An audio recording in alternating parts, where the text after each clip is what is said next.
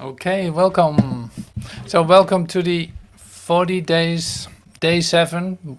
It's like almost completed a week of this and loving it. I'm loving it so far. It's really great to meet you on a daily basis and to continue letting go, forgiving, loving, and all that, being still, joining in one mind, and all this. It's like this is I think 1.5 hour meeting today, and I'm not exactly sure what is going to happen, of course, but it is first a meditation, and then we have a moment after a short introduction.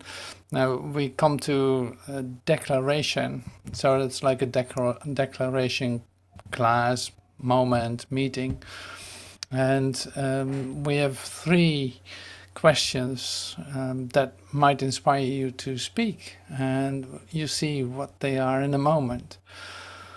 But first we're going to the idea of forgiveness, and it is a bit different than just saying I'm sorry, or I didn't mean to do that, or something like this. It's like the expressions that you're familiar with. What we're actually taking a look at today is like forgiveness goes a bit further than that, because what is going on when you realize your oneness, what you realize then is that you're connected with everyone, and that there is nothing to forgive in the first instant. But the thing that is happening in the process of awakening is that you are not exactly right in that place all the time. So that means there's a way to stay in a constant state of forgiveness. In fact, in the meditation that we're doing, something is given to you too, and that is this. It's like, in fact, you abandon the world and all the ideas that you hold about it, and all the habits that you hold about it, all the thoughts that you value for just a moment, and let go of it again. It's like the forgiveness is then really in the continuously letting go of how you think the world should look like. And I'm saying this very shortly, like in a very brief way, but during the meditation some things will be more clear to you, and after that we come back and take a look at how am I using this world to not be at home. In fact, like, how am I using this? I might as well just be aware of it, how I do that, so I can let go of that too. So that is, I think, there's a real, pearl to find today in that. Yeah, so that let's dive into this. And so I prepared a meditation that I love to share with you. So there's a question directly at it. It's like, how do the open-minded forgive?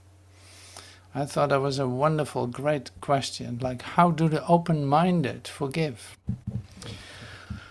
So you will get an answer to that in the next meditation. So like I said, I prepared a video, and we're going to dive into it by just being still.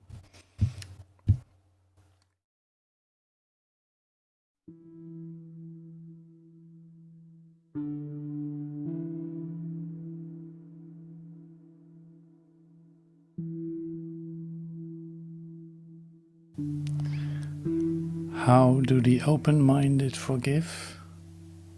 They have to let go all things that would prevent forgiveness.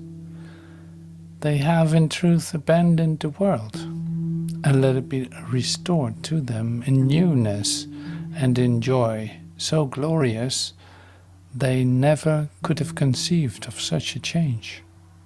Nothing is now as it was formerly.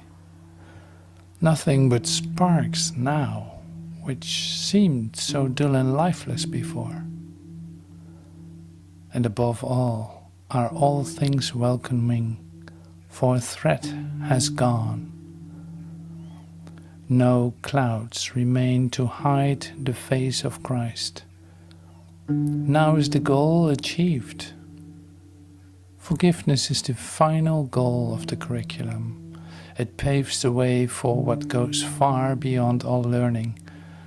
The curriculum makes no effort to exceed its legitimate goal. Forgiveness is its single aim at which all learning ultimately converges. It is indeed enough.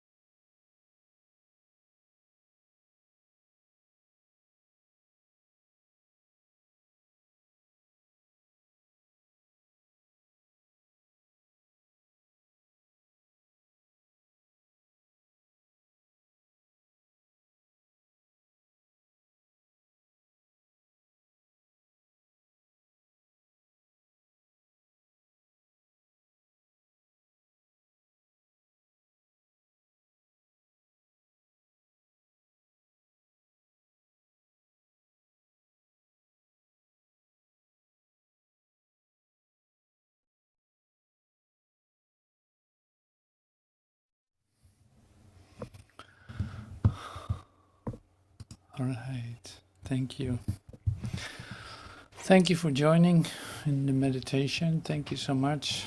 So this is a great way to stand still with what is being shared, and that's of course why this is shared to us too at this point. So the main themes that are arising in this are then, you could say, like the way to forgive, or the way to be open-minded and stay that way, is to continuously let go. And you say, like, well, I love to do that. I love to let go. I do this all the time. So that's great. That's wonderful.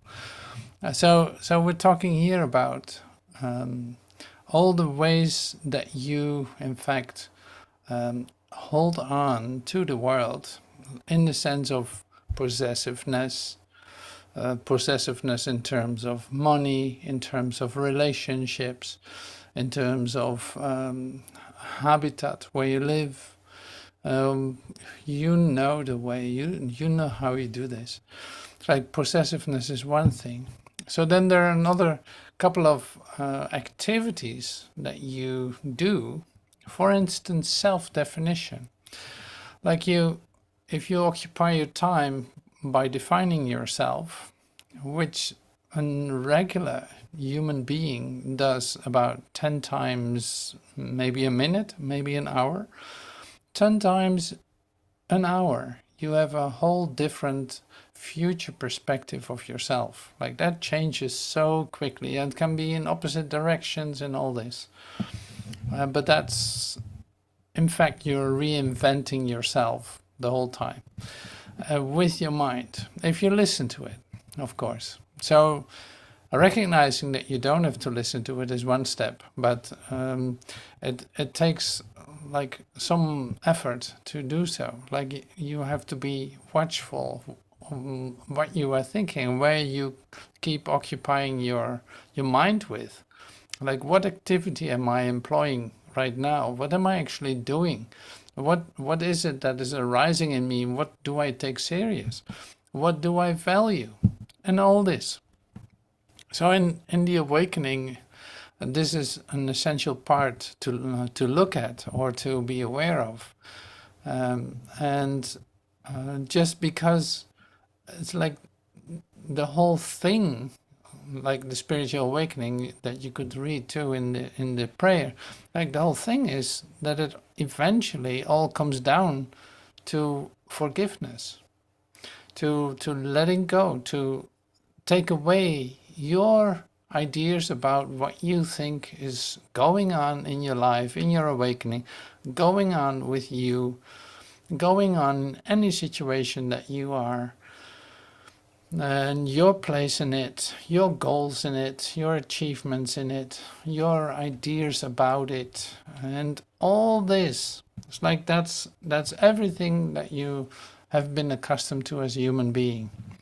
All the things that you thought were so important to you, and now it's all like evaporating, you could say. It's all say being undone step by step, as far as you dare to go, to let your ideas go, because this is really where we're talking about. It's a letting go up to the point that you are becoming too afraid of what you might get yourself into. Now in the meditation you see these words were shared too. Is like when you abandon the ideas that you have about the world, then a new world arises that sparkles and isn't dull as it was before. It's like it is an actual world that is alive. I'd say the real world, you could say. And this one is sparkling with life and with love. And it is not the way that you see it as a human being. It has nothing to do with possessiveness or self-definition or reinventing yourself, and or death, or all these things that we know. I'm preaching preaching to the choir, but I thought it was a great idea to take a look at something that is inevitable that you're going to have, which is ideas about yourself. You have ideas about your awakening. You have ideas about what is the best for you. You have ideas about what you should do as the next step to speed up your transformation, or stuff like this. It's like, it is not that uncommon to have these ideas. Like if I look at myself, I just as an example, like I had to let go of ideas of possessiveness in relationships. I had to let go of possessiveness in financial security as I knew it. I had to let go of things like being a member of a family, like being the dad of children, and letting go of that completely. And I had to let go of ideas about what a master could do for you, or on and on and on. I had to let go of what I think my physicality, my body is able to do and can take. All these things, like you have all kinds of ideas that you define and limit by that, by definition. Define its limitation, and you do this with all kinds of things until you let go. So you can say you go through a lot of fear by letting go of these ideas. So whenever you're ready for the next step, oh yeah, so my work security, my job security is, I gave that up too, but not as a thing that is like putting me into anxiety. No, allowing that process to occur in you. It doesn't have to be sacrificial at all. It is not that something has been taken away from you. No, it's just completely related to where you find yourself in your awakening. What is it that you can take at this point? What can you let go of? Oh yeah, financial security was one of them too. It's like I had to let go of that idea too, that I could manage that. I could have ideas about it that are actually helpful in my idea of security. So you could say like all these steps, all these aspects of it are in fact, say, real gifts if you are able to let go of your idea about it, or how you think it should look in order for you to be safe. And in that you step into an adventure with yourself, like, but also into an revelation, really, how it comes back to you, like full of life, sparkly, full of life, and not set by your definition, or not protected by you and your possessiveness. So that's a really deep transformational idea related to the idea of forgiveness. So yeah, this is really like the atonement, the undoing of what never was, and the arising of what is always with you, and allowing that to take full space in your consciousness, because that is the actual occurrence. But your part in it is then just to forgive, to let go of this possessiveness, to control, to define, to compare, to save yourself, really. So yeah, this was a bit like a declaration class, as I have set it up. So I love to use this in a certain way, and I need your participation in that. If you want to, say, experience this to the fullest, I would love to have your participation in this. I will share 3 questions, and you can think about them for a moment, and then maybe write something down if you feel like it, or just let it come to you to share. But then the sharing is not like we do a test and you have to give the answers.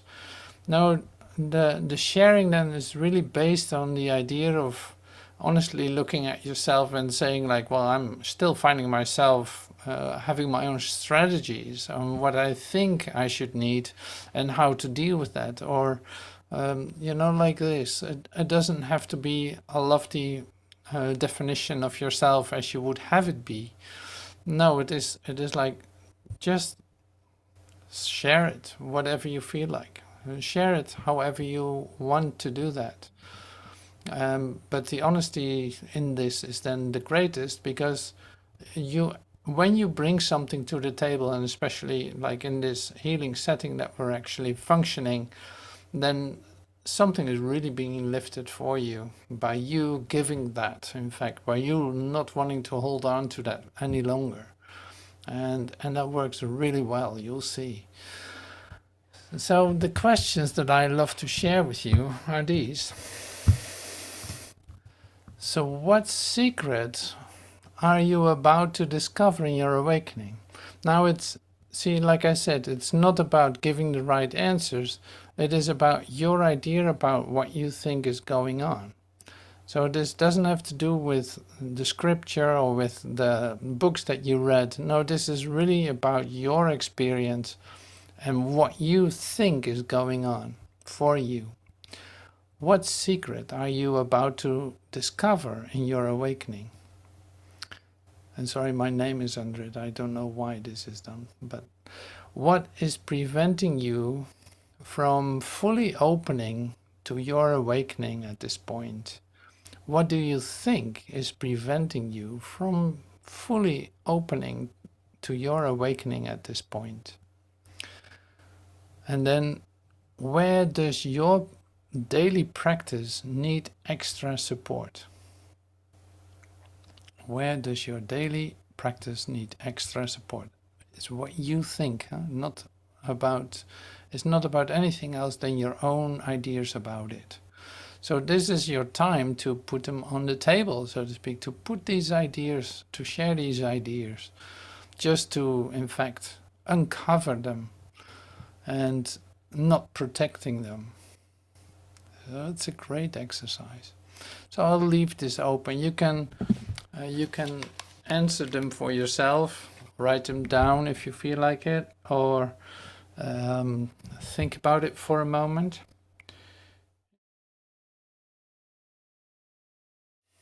Thank you so much for sharing all this. It's very interesting for me to hear too. Like it's great to be honest to one another and see not so much as the content of what you share, but the fact that you do like this act of, okay, I'm not holding on to this any longer. I'm just sharing it. I'm just giving this away, like that. That is a great step in the undoing of it, but like I said in the beginning too, is like the questions are not like you have to think like this or this has to happen to you or you have to have an idea about it, but it's more like you probably have an idea about it. That could be, and maybe that idea is preventing you from stepping in completely because you think, well, I'm not there yet. I need to do this and this and this first before it happens. And this, of course, will be coming back in this awakening intensive too, because I would love to keep it in a certain sense personal in order to be able to impersonalize it. Because you got to see it first before you can let go of it. It doesn't work any other way. So you have to see what you're doing and what you're thinking. Otherwise, you won't know what to let go of, and still the ideas will keep spinning into your wheels, so to speak, and that impedes your progress. So very helpful from what you shared, in the sense of wanting to give that freely to one another to for healing. And so in that sense, this was a really good healing circle. So the thing is then the recognition of, okay, it is not perfect the way I think it is for me. It is not this, it is not that. I can have all kinds of ideas about it, but in the end I know that I'm in good hands and that I can come literally with all this to my Father. I can give this all away. I can hand this over to Spirit in its totality. And it will be taken away from me, not in the sense of a sacrifice. Like there's no sacrifice asked in any of the steps. It is just that it might appear as a sacrifice because you're still holding on to it. Then you feel the pain of it. You feel the pain of holding on to it, not of the letting go. The letting go is never painful. The holding on is. If you don't believe that, you can practically exercise this with holding your water bottle in front of you. This is a very, say, classical example. Holding the water bottle in front of you and keep doing that for 20 minutes. Then you'll see what holding on does. Like literally physical pain is happening by you doing so. And this is just one example, but it's like the letting go is never painful. The letting go comes with like flowing, with tears flowing, with release, with breathing, with laughing, and with that. Like it has that kind of attributes. It doesn't come with sacrificing, with letting go of your offer or something. It's like, no, no, no. Then you're not really giving it away in the first place. So this is just one example that I'm sharing. So there's a lot of possibilities here to continue on meeting each other in this safe space, and also knowing that this is taking place in a real place. What I mean with that is like it is not just sharing as a social group, some ideas that you try to find each other and talk about it and all this and discuss it in order to make it real again. Now this is a real occurrence in the sense like you put it down, you just gave it away to Spirit, to say to be dissolved in this present moment, so it doesn't need to return to you. Unless you still need that for your sense of safety, then it won't be taken away from you. It's like there's nothing that Spirit takes away from you that would bring you into fear, ever. Like bottom line, bottom line. That is the love I'm talking about. That's the love that is given in, say, expressing this to one another in a safe space that is being provided for us to have this being healed, whatever this is, or whatever you think about this. Not that that matters, but it's like that's included. So that's really beautiful. It really is like this. So thank you for contributing to this safe space that we share, to in the recognition of our homecoming, really. It's like homecoming in the sense of coming home in yourself, because the truth is not anywhere else but in you. So it's like you're finally going to meet yourself, which is totally different than you would ever expect. And that is the true, say, revelation of you. All right, so thank you so much for being part of this today. And I hope to see you soon, maybe tomorrow.